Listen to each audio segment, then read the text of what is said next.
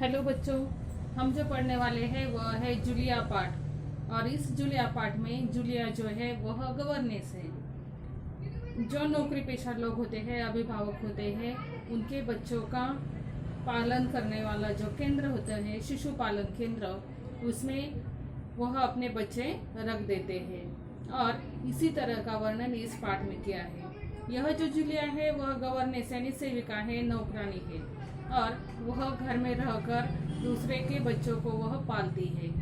इसमें जो वर्णन किया है वह है जूलिया दब्बूपन, यानी वह बहुत डरपोक होती है। दुनिया में रहने वाले जो लोग हैं उसे ठग लेते हैं, वह डर जाती है।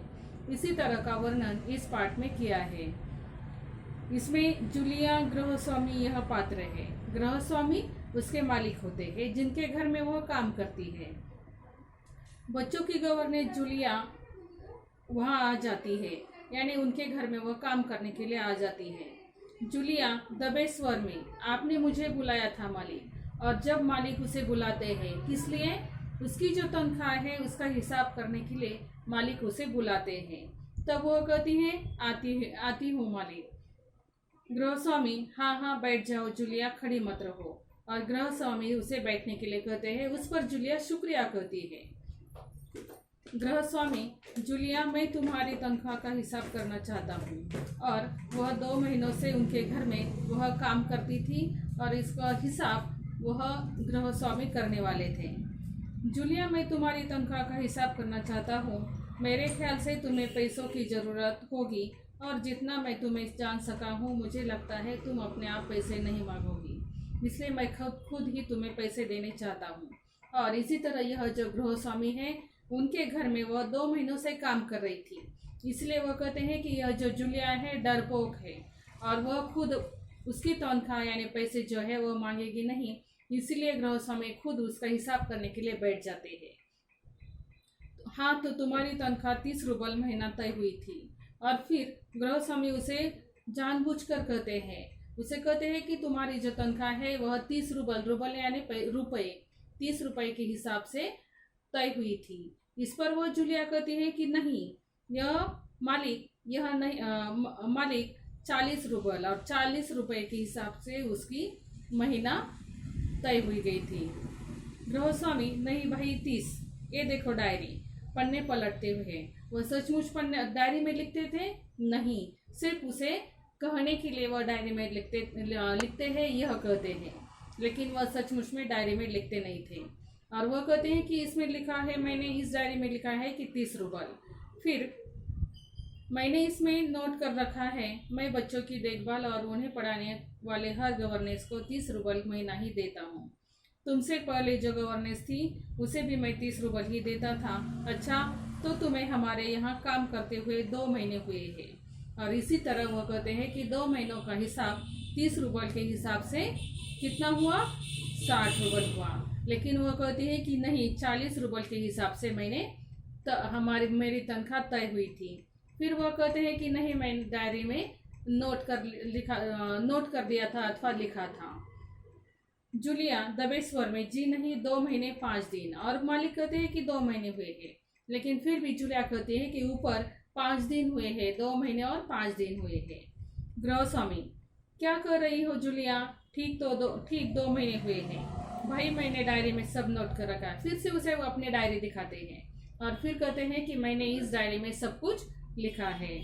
हाँ, तो 2 महीने के बनते हैं 60 रूबल, लेकिन 60 रूबल तभी बनते हैं जब महीने में तुमने एक दिन भी छुट्टी न ली हो।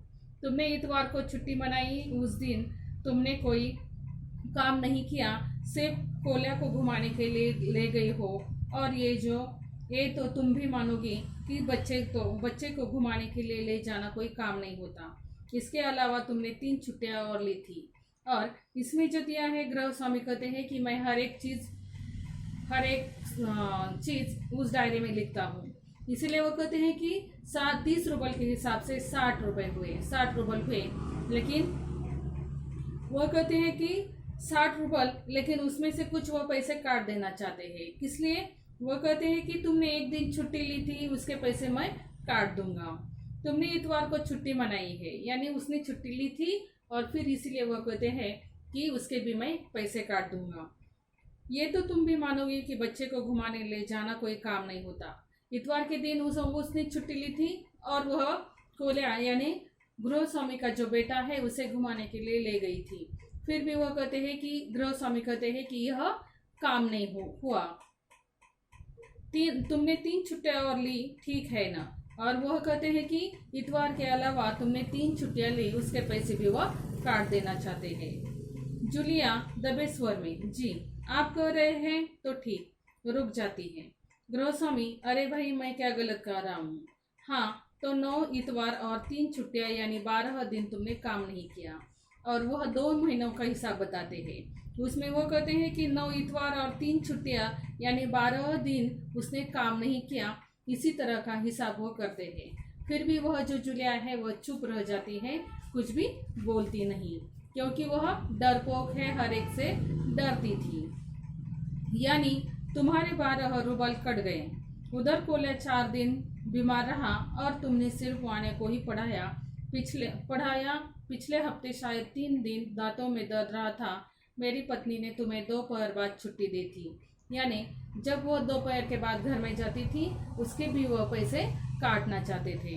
उनका दूसरा जो बेटा है उसका नाम है वान्या। और जब उसे दांत में दर्द होता था तो लेखक की जो गृहस्वामी की जो पत्नी है वह घर पर आ जाती थी और इसीलिए दोपहर के बाद जूलिया अपने घर चली जाती थी। उसके भी वो पैसे काटना चाहते थे। 12 और 7 19 नागे। हाँ तो भाई घटाओ 60 में से 19 कितने रहते हैं? 41 रूबल उसे देना चाहते थे। जूलिया रुआसी हो जाती है। रुआसा होना यानी रोने जैसा चेहरा हो जाना। यह हिसाब सुनने के बाद वह उसका चेहरा जो है वह रुआसा हो जाता है और वह कहती है जी हाँ, और उसके लिए भी वह तैयार हो जाती है। गृहस्वामी डायरी के पन्ने पलटते हुए, हाँ याद आया, 1 जनवरी को तुमने चाय की प्लेट और प्याली तोड़ी थी। उनके घर में जब वो काम करने के लिए आती है तो जो भी नुकसान हो जाता है वह सब नुकसान क्या क्या हुआ था यह भी वो बताते हैं और उसके भी वो पैसे काटना चाहते थे। तो सबसे पहले जनवरी में जब वो आती है तब उसके हाथ से चाय की प्लेट और प्याली तोड़ी थी, उसके हाथ से नुकसान हो जाता है। प्याली बहुत कीमती थी मगर मेरे भाग्य में तो हमेशा नुकसान उठाना ही बदा है। बदा मतलब उनके भाग्य में। वह कहते हैं गृहस्वामी की मेरे भाग्य में हमेशा नुकसान ही हो जाता है, जो भी आता है वह नुकसान करके चले जाता है। इसी तरह का भाग्य ही मेरा है।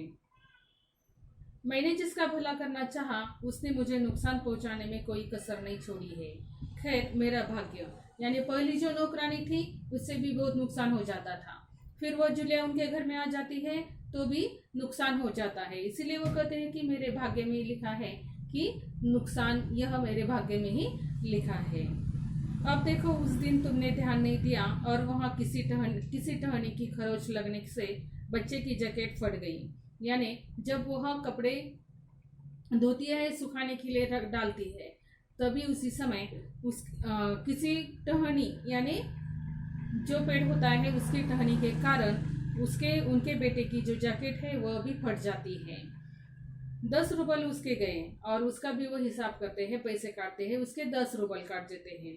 इसी तरह तुम्हारी लापरवाही की वजह से घर की सफाई करने वाली नौकरानी मारिया ने वाने के नए जूते चुरा लिए। तुम मेरी बात सुन रही हो या नहीं?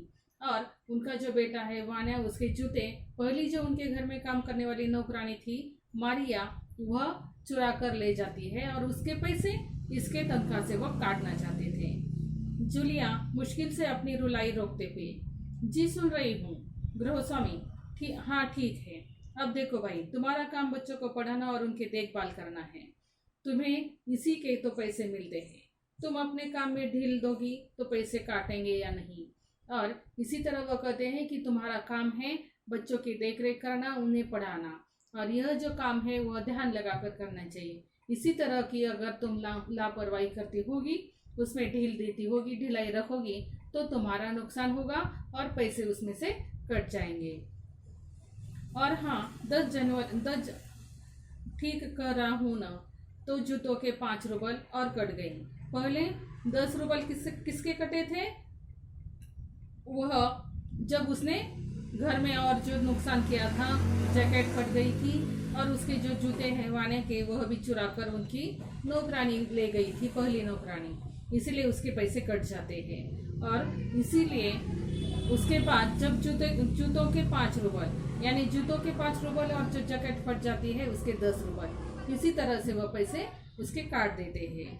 जूलिया लगभग रोते हुए, जी नहीं, आपने कुछ नहीं, आगे नहीं कह पाती। और इसी तरह वह उस गृह स्वामी के मालिक के सामने भी वह कुछ नहीं बोलती। गृह स्वामी, अरे मैं क्या झूठ बोल रहा हूँ, मैं डायरी में हर चीज नोट कर लेता हूँ, तुम्हें यकीन न हो तो दिखाओ डायरी।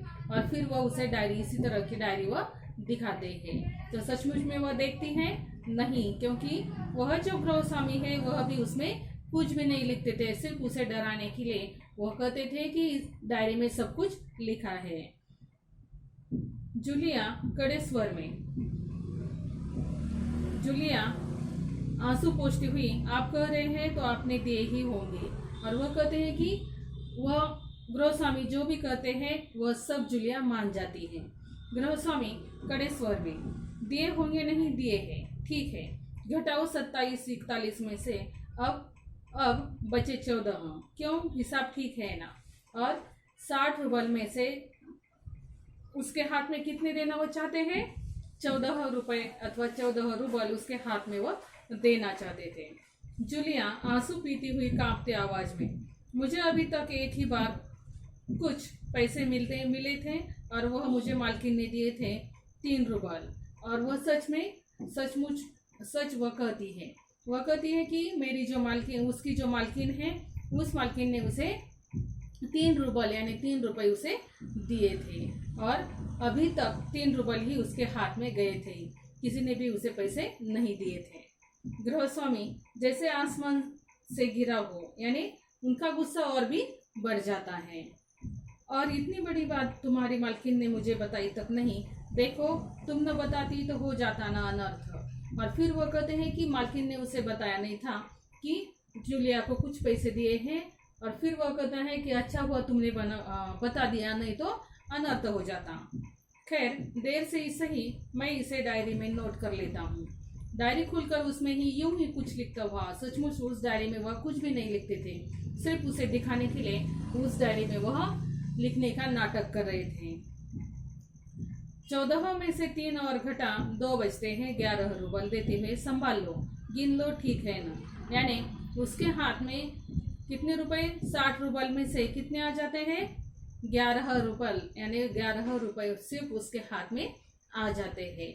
और यह 30 रूबल के हिसाब से वह तनख्वाह थी, लेकिन उसे 40 रूबल की तनख्वाह से पैसे देने थे। जूलिया कांपते हाथों से रूबल लेती है, कांपते ही स्वर में कहती है, जी धन्यवाद। क्यों कहती है जी धन्यवाद, क्योंकि अब तक जहाँ जहाँ उसने काम किया था उस घर में से उसे कुछ भी पैसे नहीं मिले थे। इसलिए यह जो गृह स्वामी है वह 11 रूबल यानी 11 रुपए तो उसके हाथ में देते हैं, वह मिलने के बाद वह खुश हो जाती है, इसलिए गृह स्वामी को वह धन्यवाद कहती है। गृह स्वामी अपना गुस्सा नहीं संभाल पाता ऊंचे स्वर में लगभग चिल्लाते हुए, तुम मुझे धन्यवाद देती हो जूलिया, जबकि तुम अच्छी तरह जानती हो कि मैंने तुम्हें ठग लिया है, तुम्हें धोखा दिया है, तुम्हारे पैसे हड़प लिए हैं और तुम इसके बावजूद मुझे धन्यवाद दे रही हो। गुस्से में आवाज कांपने लगी और यह जो गृह स्वामी है उनका गुस्सा और भी बढ़ जाता है। जब जूलिया उन्हें धन्यवाद करती है तो उनका गुस्सा और बढ़ जाता है और वह कहते हैं, जूलिया तुम मुझे धन्यवाद दे रही हो, तुम जानती हो कि मैंने तुम्हें ठग लिया है। ठग लेना यानी धोखा देना। वह कहते हैं कि मैं तुम्हें धोखा देता हूँ और ठग लेता हूँ, फिर भी तुम मुझे धन्यवाद करती हो। और उनका गुस्सा और भी बढ़ जाता है, आवाज जो है वह बढ़ जाती है। जूलिया, जी हाँ मालिक। गृह स्वामी गुस्से से तुतलाने लगता है। तुतलाना यानी उन्हें गुस्सा आ जाता है तो वह तुतलाने यानी रुक रुक कर वह बोलने लगते हैं।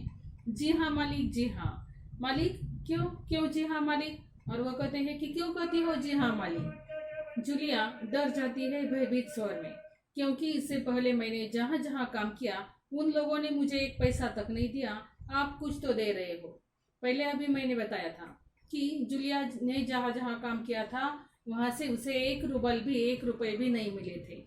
यह जो गृह स्वामी है वह तो उसे 11 रुपए देना चाहते थे, उससे भी वह खुश हो जाती थी। गृह स्वामी क्रोध के कारण कांपते उत्तेजित स्वर में, उन लोगों ने तुम्हें 1 पैसा तक नहीं दिया जूलिया। मुझे ये बात जानकर जरा सा भी आश्चर्य नहीं हो रहा है। क्यों नहीं हुआ आश्चर्य? क्योंकि जूलिया, मुझे इस बात के लिए माफ कर देना कि मैंने तुम्हारे साथ एक छोटा सा क्रूर मजाक किया। वह उसके साथ मजाक करना चाहते थे कि उसे बताना चाहते कि इस दुनिया में किस तरह के लोग हैं, और इसीलिए वह झूठ झूठ का हिसाब उसे बताते थे। पर मजाक किया है, पर मैं तुम्हें सबक सिखाना चाहता था। सबक सिखाना यानी उसे सबक देना चाहते थे, सीख देना चाहते थे कि लोग किस तरह, जो लोग गरीब हैं, जो डरपोक लोग हैं, उन्हें किस तरह वह ठग देते हैं, ठग लेते हैं अथवा धोखा देते हैं। इसी तरह के लोग किस तरह होते हैं, यह सब उसे बताना चाहते थे। देखो जूलिया, मैं तुम्हारा 1 पैसा नहीं मानूंगा। जेब से निकालकर ये है तुम्हारे 80 रूबल, यानी 40 रूबल के हिसाब से वह उसे फिर से 80 रूबल उसके हाथ में रख देते हैं। मैं अभी इन्हें तुम्हें दूंगा, लेकिन इससे पहले मैं तुमसे कुछ पूछना चाहूँगा। जूलिया, क्या ये जरूरी है कि इंसान भला कहलाने के लिए इतना दब्बू, भीरू और बोदा बन जाए कि उसके साथ जो अन्याय हो रहा है उसका विरोध तक न करे? इसमें दब्बू यानी डरपोक, और भीरू यानी भी डरपोक, जो डरने वाला है। बोदा यानी कम समझने वाला, यानी खुद को जो कम समझता है। ऐसे भी लोग इस दुनिया में हैं। ऐसे लोगों को हमेशा दूसरे लोग ठग लेते हैं, उसे धोखा देते हैं, और यह होना जरूरी है, और फिर उस पर ही अन्याय हो जाता है। उसका विरोध न कर सके, बस खामोश रहे और सारी जातियां सहता जाए। नहीं जूलिया, नहीं, इस तरह खामोश रहने से काम नहीं चलेगा। अपने को बचाए रखने के लिए तुम्हें इस कठोर, क्रूर, निर्मम और हृदयहीन संसार से लड़ना होगा। निर्मम यानी निर्दयी। इस संसार में, इस दुनिया में, इस जग में, इस विश्व में अलग अलग प्रकार के लोग हैं जो दूसरों को ठग लेते हैं, धोखा देते हैं, लेकिन हमें भी उसी तरह उनके सामने डरना नहीं। इस तरह खामोश रहने से कोई काम नहीं चलेगा। अपने को बचाए रखने के लिए, यानी खुद को बचाने के लिए, हमें भी किस तरह होना चाहिए? कठोर, क्रूर और निर्मम। निर्मम मतलब निर्दयी, जिसके पास दया न हो। हृदयहीन, जो हृदय में अपने दूसरों के प्रति प्रेम नहीं रखता, करुणा नहीं रखता। इसी तरह के लोग संसार में होते हैं, और उनके साथ उसकी तरह ही व्यवहार करना चाहिए। अपने दांतों और पंजों के साथ लड़ना होगा, पूरी शक्ति के साथ। मत भूलो जूलिया, इस संसार में तब्बू और रीढ़ रहित लोगों के लिए कोई स्थान नहीं है, कोई स्थान नहीं है। यानी जो लोग डरपोक होते हैं, दूसरों से हमेशा डरते हैं, इसी तरह के लोगों के लिए इस संसार में, इस विश्व में कोई भी जगह नहीं है, स्थान नहीं है। और इसीलिए जूलिया की तरह हमें नहीं होना, तो जो संकट आता है उसका सामना करना है, किसी से भी डरना नहीं। और जो डरता है उन लोगों को हमेशा संसार के लोग उसे ठग लेते हैं, धोखा देते हैं।